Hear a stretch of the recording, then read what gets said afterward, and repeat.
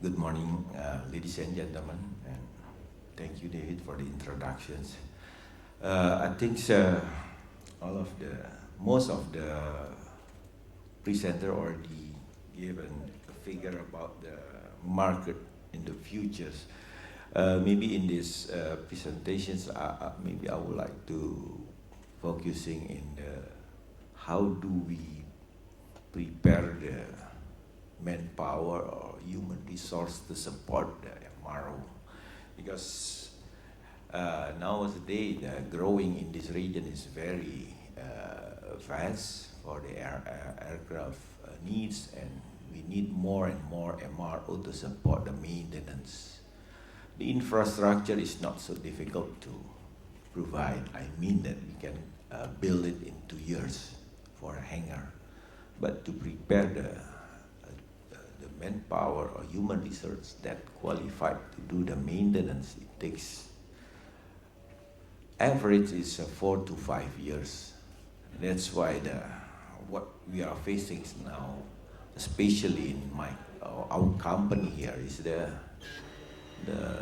lagging of preparing the manpower, because the business environment of airline is changing very fast, and the airline order, they change the fleet plans is quite fast also. That's become challenges for all the MRO to support the airlines. And maybe I want to also introduce our company. GMF AeroAsia is 100% owned by Garuda Indonesia.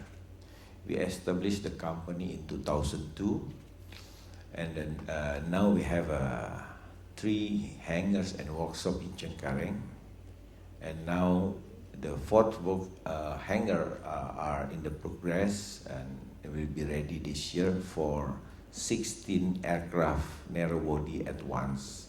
So we will have a hangar for 16 aircraft at once, or 16 lines for heavy checks.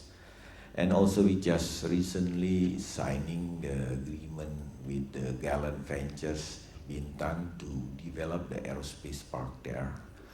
That our partner provide the land for about 177 hectares in just next to Singapore, 45 minutes by ferry. It is our capabilities. I think it's almost the same as an MRO. Other MROs is base maintenance, engine maintenance, engineering, material services, learning center, line maintenance, and component maintenance. And this also about the next 15 years forecast that I took from Airbus Global Market Forecast. So if we look from 1972 till 2012, there is always a growth in the RPK. So means that the airline business or aviation industry is always grows, and for the next 15 years, the growth is higher than before. But there is still many airlines go to bankrupt also. So the market is there, but the airlines bankrupt is also quite many. But anyway, most based on the experience, I think the MRO is still there. The airline can be bankrupt, but the MRO is still there. Maybe there is only changes in the ownership. And this,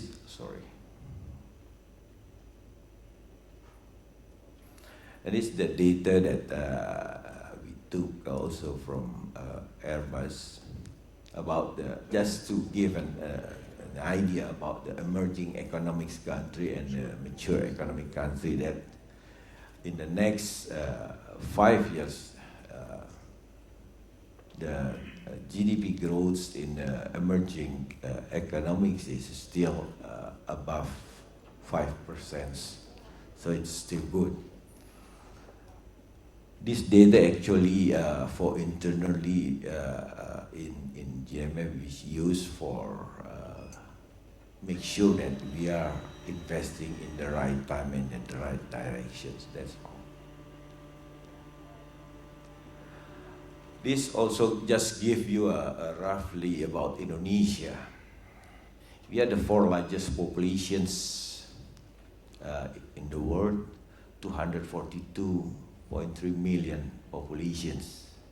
The economic growth is also quite stable. It's about average is 6%, and also 35 million among them is from 142 is emerging middle income earners.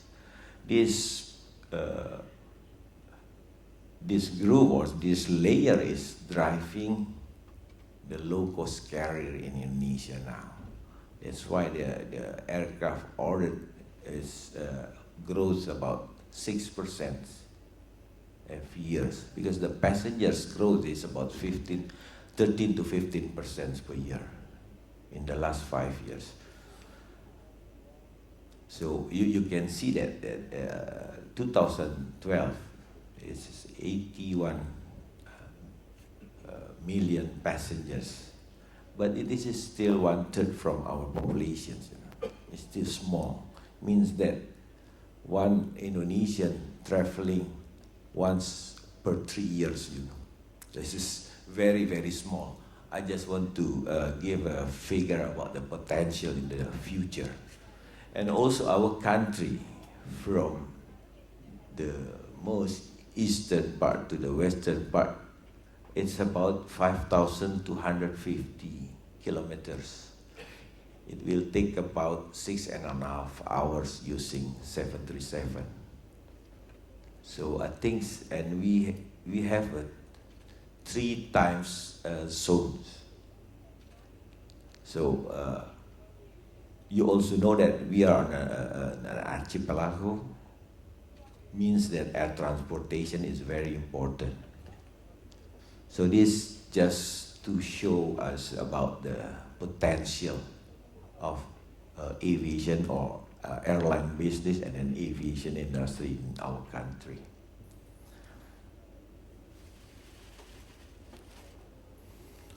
This industry analysis worldwide fleet growth from 2014 to 2023. I just want to highlight it that Indonesia is the growth also. Now is about 644 aircraft, and then based on this data, Camro is about in the 2023 is about 1,000, more than 1,000. But this data is actually is a very conservative. I got a more accurate data is more than this. So our growth, as I mentioned before, that this is about 6%. Compared to Asia Pacific itself, we are higher.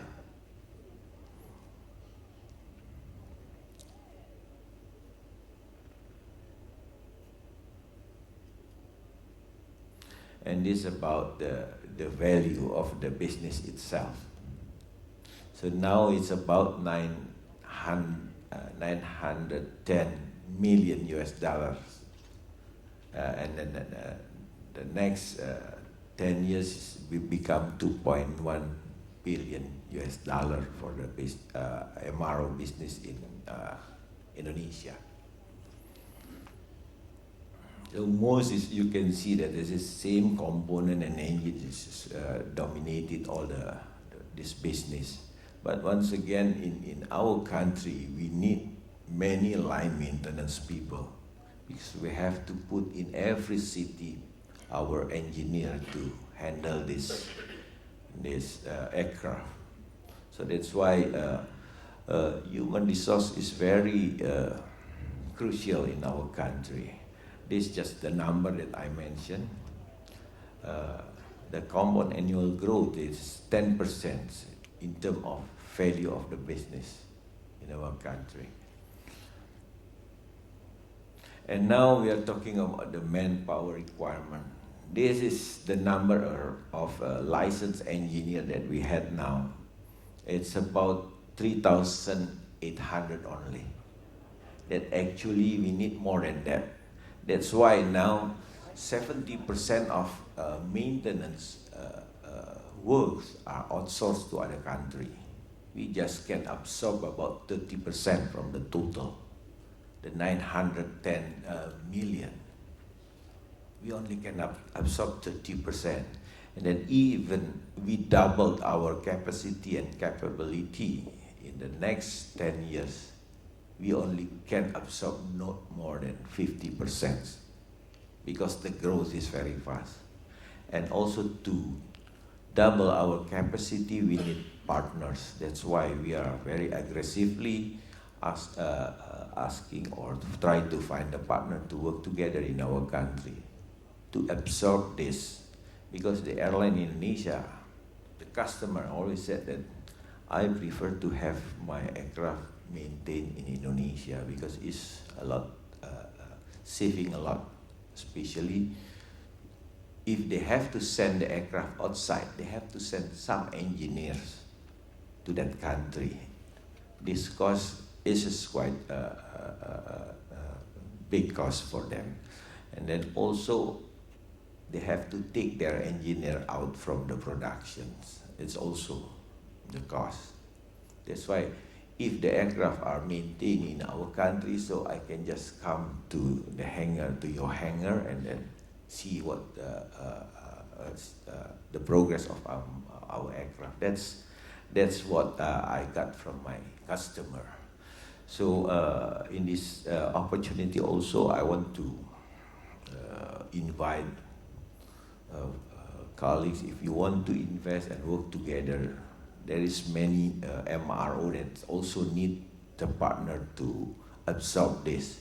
We have 70 MROs in Indonesia, and but GMF is the biggest, and then the second biggest most of them is small. The second biggest MRO in Indonesia is only 10% from our capacity. So it is very, the gap is very big. So means that I can say that GMF represent the MRO industry in Indonesia. Yes, because the many MRO is very small. But if they had partners to work together, maybe they can grow and then can absorb the market that grows very fast. So how do we cope with these challenges?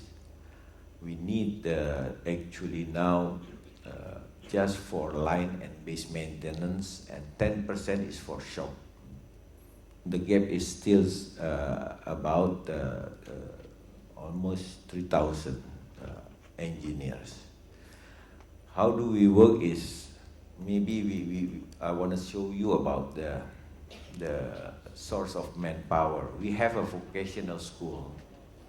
It's about 17 school. This is aviation school. And then also the polytechnics, aviation polytechnic is about 8, and university is about 6. This only for the aviation area. And this school only can produce around 700 engineers per year.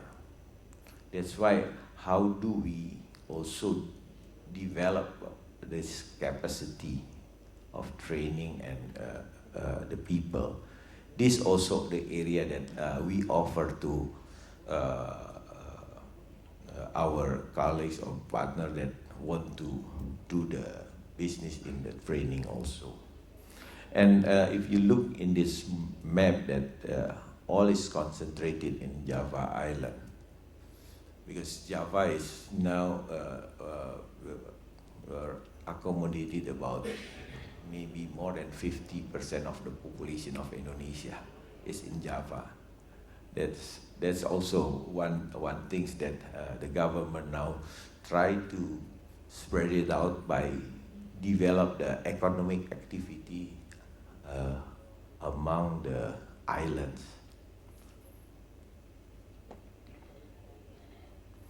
And This our learning centers, so that we have for the basic training, and then also type rating. We have an aircraft, live aircraft for practicing for the students. Yeah. And we work together also with Airbus, especially Airbus for the aircraft type rating. And then we are appointed by Airbus as a remote Airbus training center, because for A320 and A330 means that if the customer from Airbus need a training center for the engineer, they can send to our facility. Our instructor were trained and licensed by Airbus, and then our instructor also listed as an Airbus instructor. This is the program of our engineer. It takes from the vocational, they have to go 18 months for the basic aircraft maintenance training. And then after that, they have to be experienced 12 months in the field, just to do, after they got the general license, what we call it, general license, and then go to the type rating for 3 months, and then on-the-job training 6 months, and then have to be work in that type of aircraft for 2 years, and then after that they will get a license, become a certified staff. It takes too long, and then it's very heavy for the industry. That's why how do we do it in the near future is we try to bring the basic aircraft maintenance training, go through the educational institutions, I mean in the university, polytechnic, or a vocational school. Means that they train in their syllabus, there's already included the material to get the general license. After they graduate from the schools, we just train them for the type rating.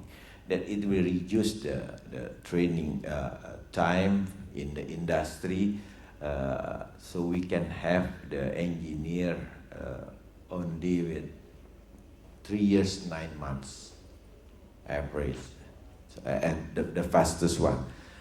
Practically, usually it's become 4 years or 4.5 years, because you have to queue as an engineer to get a license to become a certified staff. You have to fill your compliances book, and then it takes time. That's why roughly I can say it's 4.5 to 5 years to become an engineer. That's just to give you a roughly figure about how long that we develop the engineer or mechanic to become a qualified or licensed engineer. And these are the challenges that I mentioned. We try to shorten the program, but the quality is still the same. And the partnership with the Polytechnic and bring the aircraft maintenance training organization approval in the Polytechnic, not in the industry, not in our company. Now we did it in our training center, so it takes time for us. So this is our cooperations with Airbus. So this training center is in our facility in Cengkareng. We really copied exactly where it is come from. We copied from Toulouse, Airbus. So they approve us, and then hopefully that we start with the new customer come in March 2014. So we also promoting aviation to the youth, because frankly speaking, aviation industry in Indonesia is not so popular in the past. They just started maybe after the deregulation in year 2000s. Our friend from Aero mentioned about in 2002, the growth is going very high because that's the deregulation of airline business in Indonesia. Before, they don't know.